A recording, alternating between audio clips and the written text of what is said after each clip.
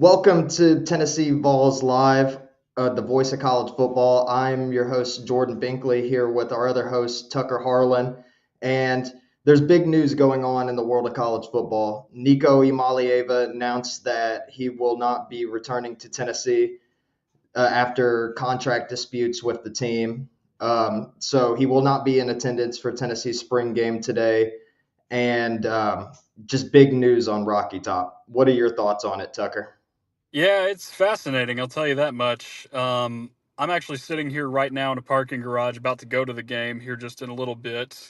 Um, I'm interested to see what happens because now we have to pay attention to a quarterback battle between Jake Merklinger and George McIntyre. That was not something I had anticipated going into this game because usually these things are, as I'd like to call them, boringly delightful. You've got a couple young guys that get to play out there. It's just a nice little happy outing at Neyland Stadium. It's not that today. It is not that at all today. And I kid you not, maybe 5 minutes ago, up into my left a little bit in this garage, I saw this kid walking around in a Nico jersey with a helmet on, like not in full uniform. He had a jersey, no shoulder pads or anything. Um, I don't know if his parents told him or what, but there's gonna be some pretty upset people here today. I have a feeling. This is going to be a very interesting day. I will obviously hear from Josh Heupel after the game ends, and we'll see what he has to say about it. If he says anything about it, even if he doesn't say anything about it, I think he's already created a pretty important precedent in college football just with this whole situation because if he were not to put his foot down and allow Nico to get what he wants, well, then guess what? That opens up doors for not only other players on the team, but other players across the country to try and do the same thing. But by putting your foot down, you don't allow for that to happen. And you won't see this maybe as much across the country. Now, that's just my opinion on it. 30,000 feet above. I don't know what will actually happen afterward, if we'll see more players try and do this, but I think overall this is a good example set by Tennessee.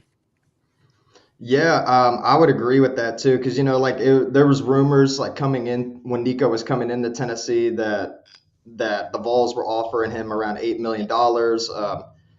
Tennessee had the whole big ordeal where they were suing the NCAA. Like Tennessee took a lot of steps to try to make things work with Nico, and I think this is coming as a shock to everyone. And I'm seeing here that on ESPN they were reporting that Nico's representatives have actually reached out to like Oregon and have spoke with them. So I don't know what's going on where Nico end up heading, but I've also seen too that apparently Nico might not be able to transfer in the SEC with it being so late in the year. So I Yeah, mean, that's Vols fan. I that's mean, true. But go ahead. oh, I was just gonna say, so Vols fans can like sleep comfortably at night, like knowing that he can't transfer to like Georgia or like Alabama during this off season. Yeah, you're not allowed to transfer in conference during the spring portal window, so you won't have to worry about that. But there's a lot of things going on here. It's not just about the fact that he transferred. It's the fact that obviously you heard the $8 million rumors going around. Like I remember where I was when he committed to Tennessee. I was sitting in my geography class at UT, maybe about a quarter of a mile from where I'm sitting right now in this parking garage. And of course, you had that, and then there was the whole thing with the NCAA. Tennessee fights the war against the NCAA in court, wins it.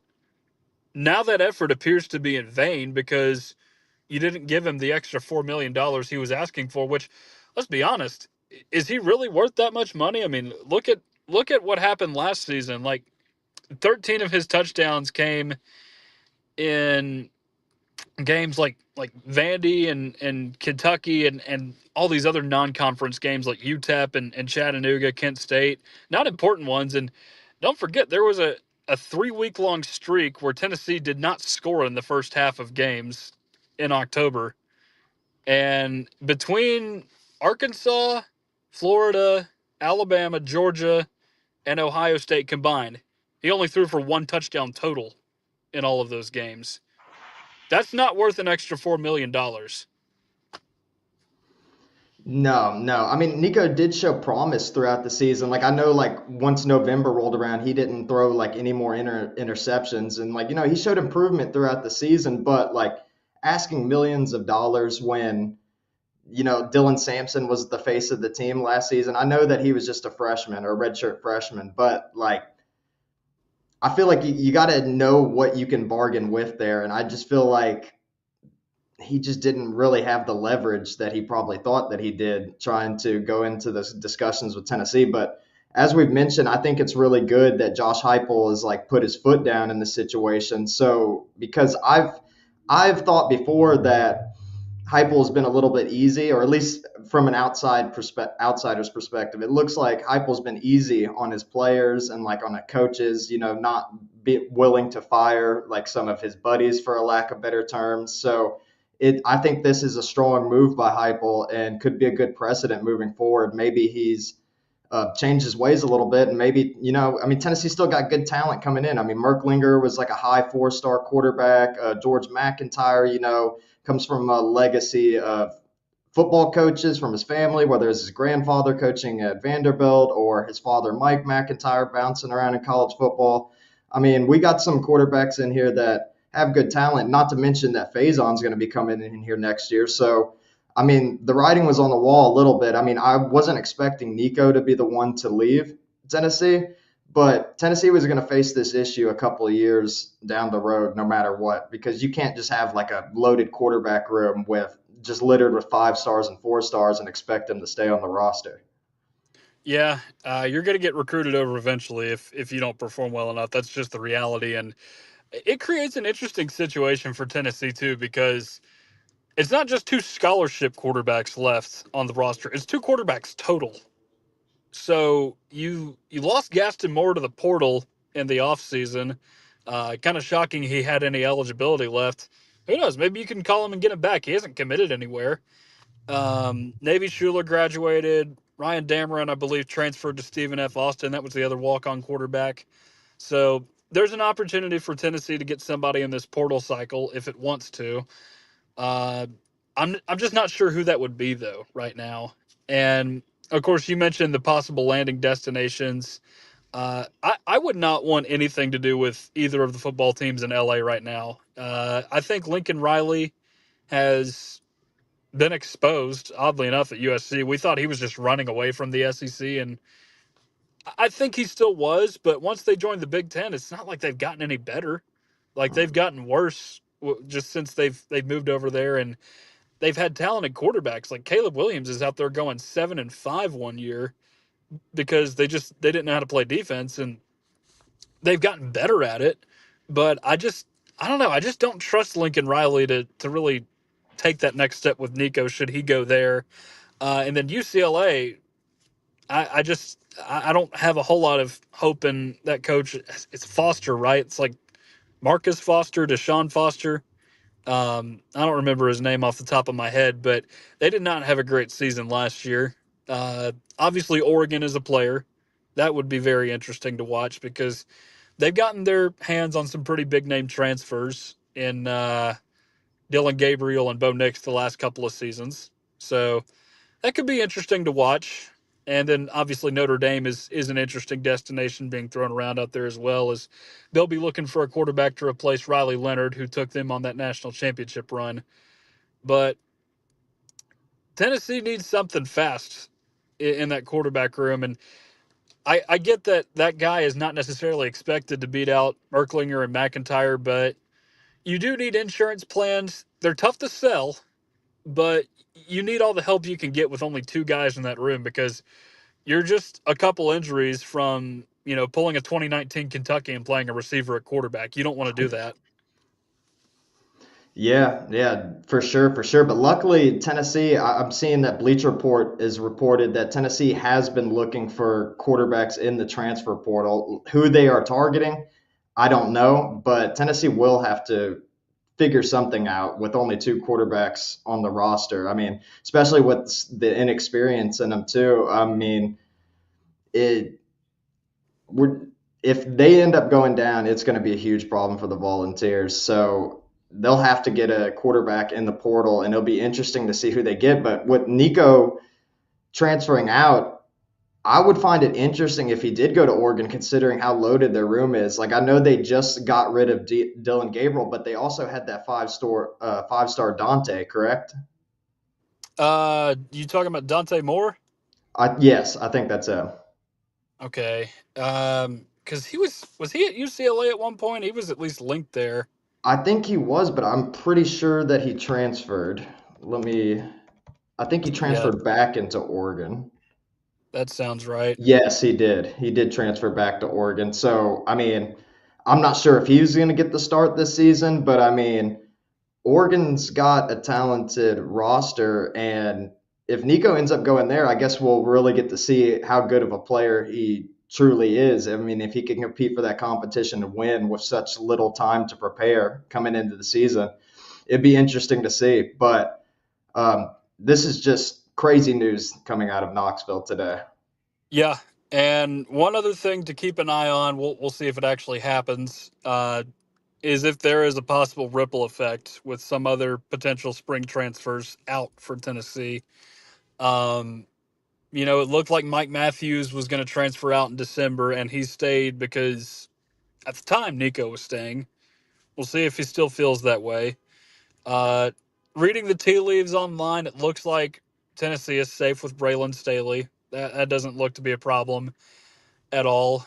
Um, but again, it's just something to keep an eye on because if they feel like their leader is gone, so to speak, then they might want out as well. Although honestly, looking at Nico, and it may just be because he's only a redshirt sophomore now. Um, he didn't really have much a strong voice necessarily. Not to say his voice didn't matter in that locker room, but you know it. It felt like a quiet confidence for a little bit. I'm just not really sure anything was ever there. He just, like even in press conferences, you can tell he's a quiet dude. So um, we'll see how tied they are to him, really. So it's something to monitor. Well, we mentioned it in last week's podcast too, that it seemed like Cooper Mays was like the leader of Tennessee's team a lot of the time. And when you're a team trying to compete for a national championship and everything like that, you need a good leader to come in and to bring in the troops. So, I mean, I can't speak on Nico's leadership because I wasn't in the locker room with him, but I mean, he definitely did seem like a quiet guy. But it's interesting to see what he's going to do moving forward and just ultimately what Tennessee's going to do because now with Nico being gone, this is a completely different offense than Tennessee had last season. Losing Dylan Sampson to the draft, losing essentially every single wide receiver outside of Mike Matthews, Staley, and then getting Jefferson in the transfer portal. I mean, Tennessee's depleted on that sense. And then losing all the offensive line on top of it. I mean, this is almost a brand new offense for the Volunteers. So it might end up being a rebuild season for them. And I know Tennessee fans aren't happy hearing that word again after all the things they've been through through the past like 15 years. But I mean, I think that's the reality Tennessee's faced with this season. I mean, it's going to be a year where Tennessee's going to need to figure things out and see what their identity is going to be moving forward, and it'll be very interesting to see. Yeah, I think right now you would say it probably lowers the ceiling for this year. With the receivers, I don't know what exactly to think because they were a little bit of a problem in 2023 as well. And of course, this year it felt magnified just with some of the drop issues that they had. And it felt like addition by subtraction when they all left because it felt like, okay, Nico's going to get his guys that he feels comfortable with in the system more often with him. And they'll be synchronized and looking good out there. Now you have to reinvent the wheel a little bit if you're Tennessee in that regard because now you've got two guys that they're good quarterbacks. Don't sleep on Jake Merklinger. He had I think 38 touchdown passes and just two picks his senior year of high school. So the kid can play even though he's not a 5-star like some of these other kids that have come through here. And then obviously McIntyre looks good as well. He looks the part, but it's just it's going to look a lot different than we expected this year, to say the least. I feel like we keep saying that, but it's the truth. Yeah, for sure, for sure. But I mean, as long as Tennessee can get more depth at the quarterback position, I mean, I think they have potential to still end up being a really good team. Like as you mentioned of Merklinger, I'm pretty sure I read somewhere that he had 132 touchdowns throughout 4 years in high school, and in addition, I think he had 32 or 33 rushing touchdowns. So I mean, he can control moving the ball down the field and using his legs if he needs to. And like we already mentioned George McIntyre and like all his family legacy with all the coaches and everything. So I think Tennessee has more talented guys on the roster than initially shows on paper. And I think that these guys could step in, but it's a little bit difficult when you're getting thrown into the fire right before the season starts. But I did see a good quote from Jake Merklinger at one point. He was like asked in a press conference, and they were asking him how everything was going, and he was talking about how Gaston Moore was like all preparing him for this moment, like telling him that like you never know when you'll have to step in, and that he is ready for that moment. Well, that moment's came here today, and we'll get to see him as he's possibly Tennessee's quarterback one going into the season. And it's good to know that he's already had these conversations beforehand, just in case this ended up happening, and then everything did. So now it'll be interesting to see how he responds. But I like his confidence, and I think he could be a good player for Tennessee. Yeah, so unfortunately, the orange and white game will not be televised today, so I will do my best to pass along the information as I get it. But it's going to be fascinating to watch those two play quarterback today, and it was something that I was looking forward to seeing, just because we've only seen limited action from Merklinger, and this is the first time we will have seen McIntyre in a game setting, so to speak, even though it's not really a game. But it's a battle now. It's a battle between two quarterbacks, and when you have that happening, it's a point of intrigue for a fan base. So I'm really excited to see what happens there today, and interested just to really get a feel for the crowd today as well. Might be on the field for some of it. Would not surprise me if there was a very spirited applause when Merklinger is trotting out onto the field today. Um, I'm interested to see how they respond to all this, just because it's been a very interesting 48 hours. Because we went from thinking, oh, this is just clickbait, he'll get the deal done, to he's not at practice, to you'd be lucky if Nico stays around. So the expectation for today has changed pretty drastically over the last 2 days. Yeah, and it's crazy how quickly things have moved. Like you said, I mean, take it back to a couple days ago. I mean, I think most Tennessee fans are like, okay, well, we'll get this figured out. I mean, nothing to worry about. I mean, it's not like Nico's actually going to leave. And then like, here's the reality now. He's gone, and what is Tennessee going to move forward? I'm very interested to see what the media availability would be like today. Are you going to be attending any press conferences? Yeah, yes, I'll be in the room when all this stuff is going on. Again, I don't know if Heupel will comment on it. Knowing Heupel, he may not. But even if he doesn't comment on it, like I said earlier, I think this is still a pretty big thing to say without saying it, just because he's setting an example for other college football programs to follow. And I think he's won over the fan base to a degree, just with this decision. Even if it sets back Tennessee a little bit, which I think it could, that's always possible. But in the long term, I don't feel like it's a bad decision at all, because again, you pay the kid, and if he's mediocre again, then you're just gonna enrage the fan base even more over it, and just have them all say, well, he should have transferred in the spring when you could have let him. And again, too, it could have opened up more doors for kids to hit the portal, because they didn't get deals they wanted to. Um, if the negotiation publicized had paid off, and then you'd have it happen somewhere else if it didn't happen here already. So lots of things going on with this, but it's all interesting stuff to monitor just with today, and not just in the availabilities, but also in the spring game itself. If there are more absences than we previously anticipated, which we don't know of any right now, but if there are, then that could be a sign that there are more people headed to the portal, which could very much happen. Yeah, and it'll be interesting to see if this is a trend moving forward with college players. I mean, people have joked around talking about college football becoming a professional sport now and kind of becoming like the minor leagues, the NFL. Well, I mean, if players are holding out on their contracts now, I mean, you see it happen all the time at the NFL. It's interesting to see if some of these other big name players will end up doing it down the line. Like, for example, like what if Lagway doesn't have the season that he was expecting at Florida next year? I mean, with his talent and everything. I mean, not trying to get into speculation too much, but I mean, like you could see like players bouncing around, like someone like his caliber. I mean, if Nico's able to do it right before the season starts because he wants more money, then who's to say that other players won't do the same thing? But I think it's interesting and a good thing that Josh Heupel did set his foot down in the situation because what if Tennessee did pay Nico? What if they did give him the money that he wanted and then he ended up having a similar season than he did last year?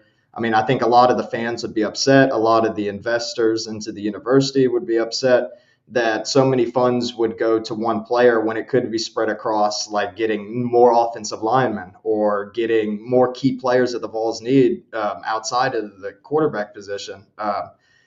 Because I mean, there's a lot of things Tennessee needs right now, and it probably wouldn't have been a smart decision to hand Nico all that money to begin with. So I think as much as it hurts some people because I know how much hype there was with Nico coming into Tennessee, I know it hurts and it stings a little bit, but I think that this is the best outcome for both parties, in my opinion. Like Nico, you know, hopefully he gets the money that he wants to get, since that was an area of concern for him. And hopefully Tennessee can rebuild and be able to put funds into places they need to invest in. So, I mean, I don't know. Lots of interesting stuff going on today for sure.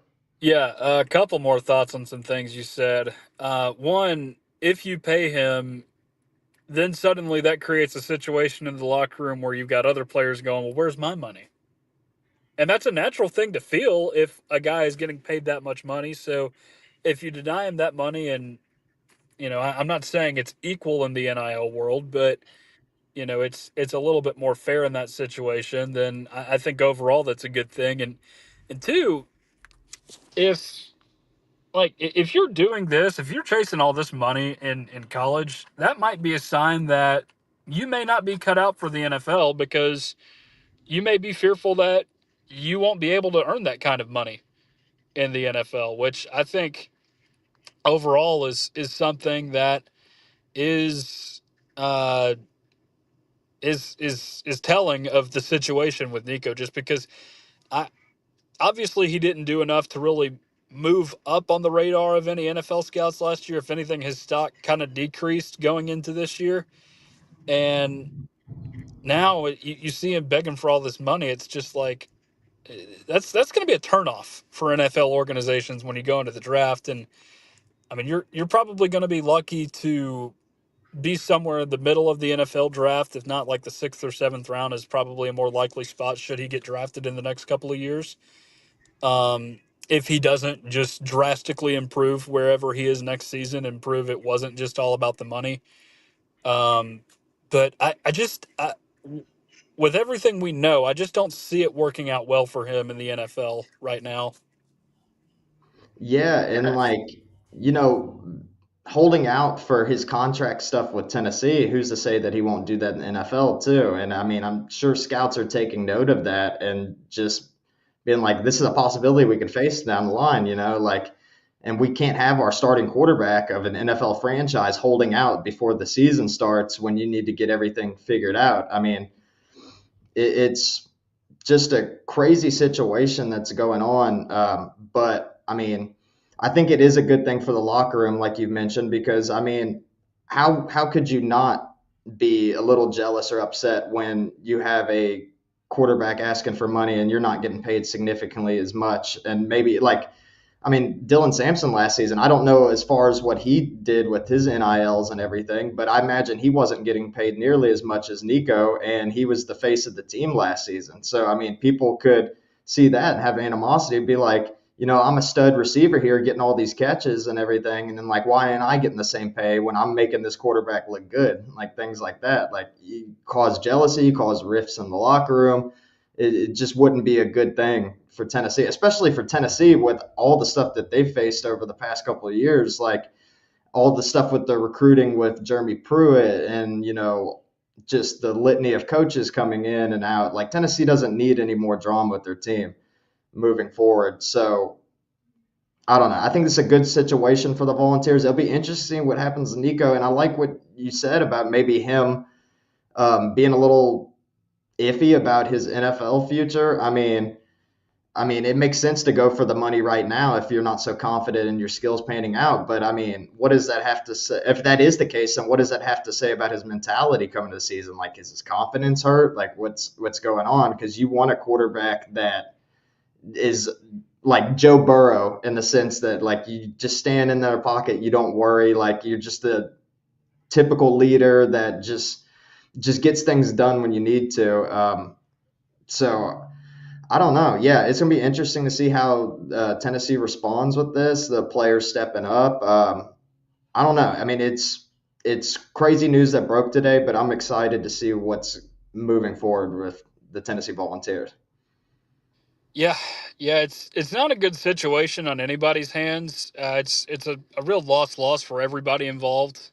Um, but I think Tennessee's losses are a little bit less than Nico's losses in this situation, if that makes sense. Just because now you're in a situation as a young quarterback where you've got to go and learn another offense in a 4 month period just to try and get onto the field.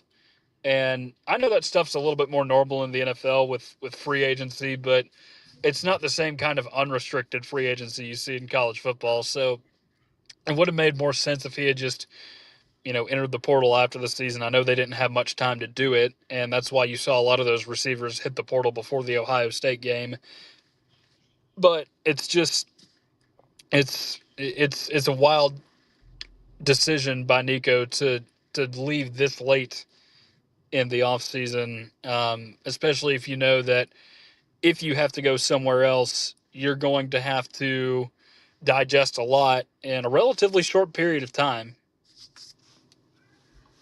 Yeah, I mean, we're only we're only months away from the season. I mean, to I've never played quarterback before, but to learn an entire offense in the span of a couple months sounds like a difficult task to do. I mean, and he's also burned his red shirt already as well, so it's not like he could sit out a year and like learn and have an additional year of eligibility. So, I mean, I'm not sure what he's trying to achieve outside of the money aspect because it seems like he's put himself in quite the hole. But I mean, maybe he thinks he's doing what's best for him. I mean, it's hard to know what's going through his head right now, but I mean, learning an offense in such a short amount of time, especially if he's going to go to a big conference like the Big Ten or something like that, I mean, he might be in for a wake up call.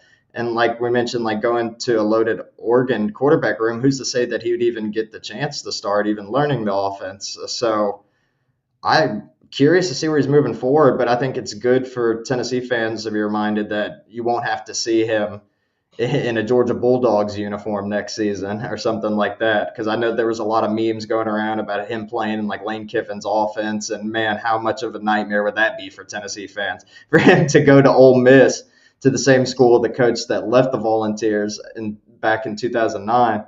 Um, yeah, I don't know, just Well, it could be another situation where a Tennessee guy leaves USC at an odd time to crash and burn eventually. That's a possibility. Not to say he will do as bad as Lane Kiffin did there, but it's not looking good for Nico right now, as just as far as his prospects. Um, so Jordan, obviously my time is a little tight here, as I do have to get moving on here in just a bit. But I do want to ask you this before we wrap up: How will you remember Nico's time here at Tennessee? Mm, that's a very good question.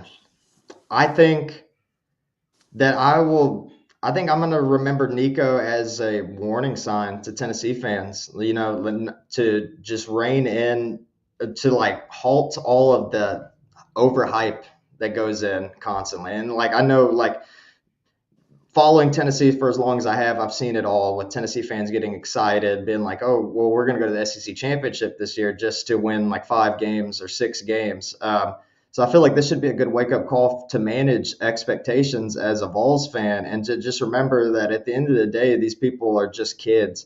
Like, we're supporting and cheering kids out there, and they're going to make mistakes and everything like that, and to maybe not put so much investment into one player. I think Nico should be a reminder that it's about the team and not necessarily just one individual player. So whenever I think about Nico Malieva's time at Tennessee, I'm just going to think about how it takes 11 men on the field at a given time and not one individual person, and that one person's not greater than the team, and that at the end of the day, um, the the most important thing is just the team as a whole, and to not just get too caught up with just one guy. So, best of luck to Nico and everything, because from everything I've seen, he seems like he's a good young man and everything. But yeah, Tennessee's going to have to figure things out moving forward, and hopefully Nico does too, just for the sake of him and his family. But yeah, that's